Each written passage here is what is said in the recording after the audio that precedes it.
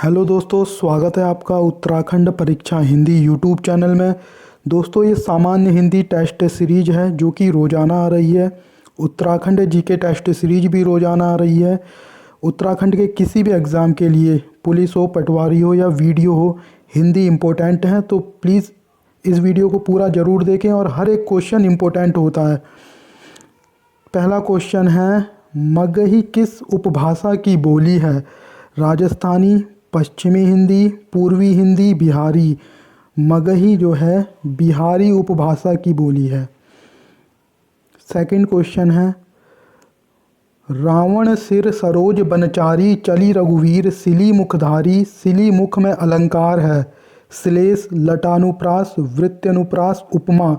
हिंदी की वीडियो में पहले भी करा चुका हूँ, आई बटन में लिंक आ रहा होगा और डिस्क्रिप्शन में भी लिंक है, उसको चेक ज़रूर करें।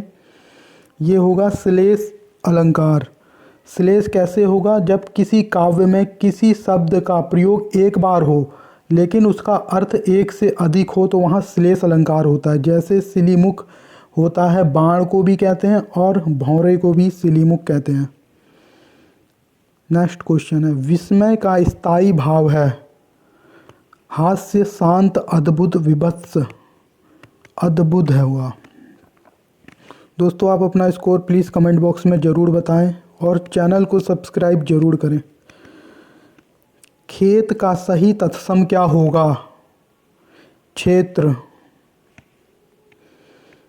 नेक्स्ट क्वेश्चन, जहाँ उपमेय में उपमान की समानता की संभावना व्यक्त की जाती है वहाँ अलंकार होता है। उत्प्रेक्षा, उपमा, रूपक, संदेह। उत्प्रेक्षा अलंकार होगा। और उत्प्रेक्षा अलंकार की पहचान होती है जहाँ पे मानो, मनु, मनहु, जानो, जनु, जनहु आदि शब्द आएँ तो वहाँ पे उत्प्रेक्षा अलंकार होगा। इससे पहले मैं करा चुका हूँ हिंदी की वीडियोस में, मैंने पूरा डिटेल में बताया है। हंस पत्रिका के संस्थापक संपादक थे प्रेमचंद्र, सूर्यकांत त्रिपाठी निराला, धर्मवीर भारती, कोई नहीं। ये थे प्रेमचंद्र। Option A. इनमें से कौन सा सघोष व्यंजन है? ग, क, ख, त। सघोष व्यंजन है ग। और हर वर्ग का तीसरा, चौथा और पांचवा जो होता है सघोष व्यंजन होता है। अंतस्थ व्यंजन है सघोष, अल्पप्राण, महाप्राण, ए व बी दोनों। ए और बी दोनों होंगे क्योंकि अंतस्थ व्यंजन सघोष भी होते हैं और अल्प प्राण भी होते हैं। पर्यावरण में कौन सी संधि है? परिधन आवरण। कौन सी संधि होगी? प्लीज़ कमेंट बॉक्स में ज़रूर बताएं। निरुत्तर का सही संधि विच्छेद होगा निरह धन उत्तर। Option C is right. मनोहर में कौन सी संधि है? मनः धन हर होगा, ये होगी विसर्ग संधि। संधि की वीडियो मैं करा चुका हूँ, डिस्क्रिप्शन में लिंक है, उसको चेक कर लीजिए। शुद्ध शब्द है कौन सा जो है शुद्ध है इनमें से? वाल्मीकि ऐसे लिखते हैं, बाकी में कुछ ना कुछ मात्राओं की अशुद्धियाँ हैं। जैसे हानि है, ये सही लिखा है, नीति सही है, अनुदित सही है, नुपुर सही है, तूफान सही है। इनमें बहुत गलतियाँ आती हैं परीक्षाओं में, इसमें कन्फ्यूजन हो जाता है कि किस प्रकार होगा ये, और होते सरल हैं मगर परीक्षाओं में कन्फ्यूज हो जाते हैं। इसलिए प्लीज़ इसको चेक ज़रूर करें एक बार और प्रैक्टिस ज़रूर करें इस चीज़ों की। भवन में कौन सी संधि है? अयादि संधि, गुण संधि, दीर्घ संधि, व्यंजन संधि। भवन में होगी अयादि संधि। अगर हम भवन को तोड़ेंगे तो होगा भौ, धन, अन। ओ धन अ मिलके हो जाते हैं अव, ये होता है अयादि संधि में। ओ धन अ बराबर हो जाता है अव। वर्णों के सार्थक समूह को क्या कहते हैं? वर्णों के सार्थक समूह को कहते हैं शब्द। और क्वेश्चन ये पूछा जाता है कि व्युत्पत्ति के आधार पर शब्द के कितने भेद होते हैं? ये होते हैं 3 भेद, रूढ़ और यौगिक और योग रूढ़। और वैसे मूलतः शब्द के 2 ही भेद होते हैं, रूढ़ और यौगिक। उत्पत्ति के आधार पर पूछेगा तो 3 भेद। हाथों हाथ में समास है, हाथों हाथ में अवयवी भाव समास होगा। अजन्मा में कौन सा समास है? नत्र समास। शादी किस भाषा का शब्द है? शादी फारसी भाषा का शब्द है। हलवाई किस भाषा का शब्द है? हलवाई अरबी भाषा का शब्द होगा। तत्पुरुष समास के कितने भेद होते हैं? तत्पुरुष समास के 6 भेद होते हैं। कौन से होते हैं?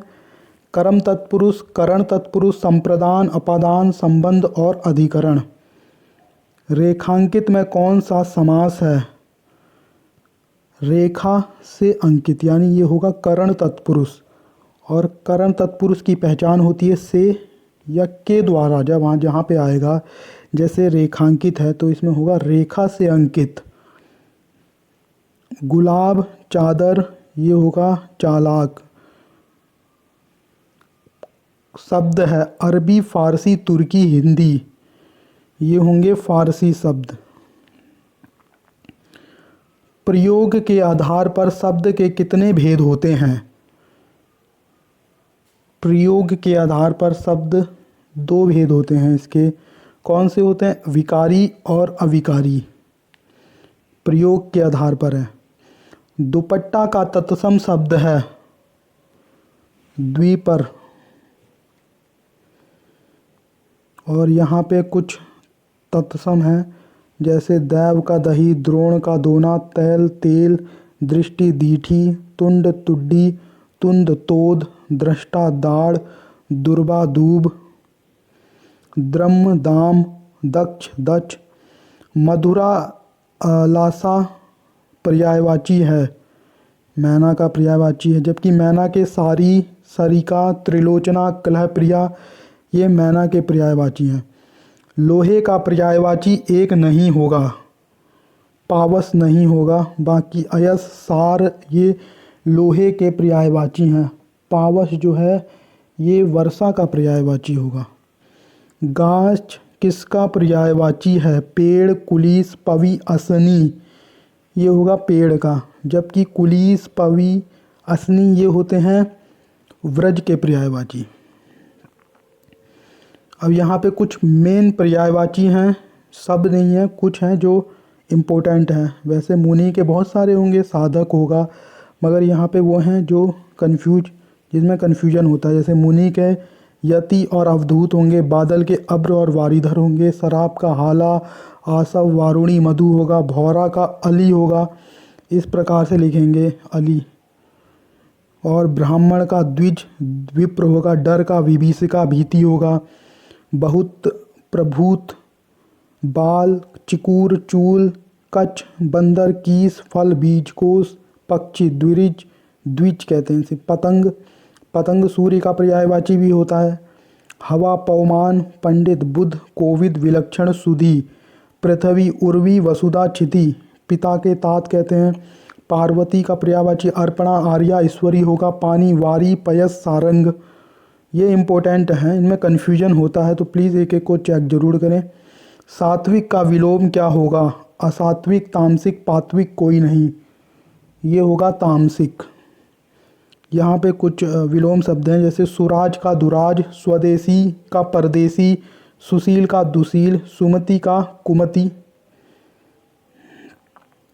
स्वार्थ का परमार्थ, संपन्न का विपन्न, समाज का व्यक्ति, सुकृति का किकृति, सामान्य का विशिष्ट। बाल्यावस्था और युवा अवस्था के बीच का समय के लिए एक शब्द है वयः संधि। अब नेक्स्ट क्वेश्चन, सार्थक शब्दों का व्यवस्थित समूह जिससे अपेक्षित अर्थ प्रकट हो क्या कहलाता है? इसे हम कहते हैं वाक्य। वाक्य के कितने तत्व होते हैं? वाक्य के 6 तत्व हैं। दोस्तों चैनल को सब्सक्राइब जरूर करें, वीडियो रोज़ाना आ रही है। इसके अलावा जो पर्यायवाची मैं आपको बताना चाहता हूँ, जैसे काजल का पर्यायवाची होता है अंजन। ये इम्पोर्टेंट है। काजल का जो पर्यायवाची होगा उसे हम अंजन भी कहेंगे और सुरमा भी कहेंगे। अंगूर का जो पर्यायवाची होता है, जैसे इसे हम किशमिश भी कहते हैं, द्राक्षा भी कहते हैं।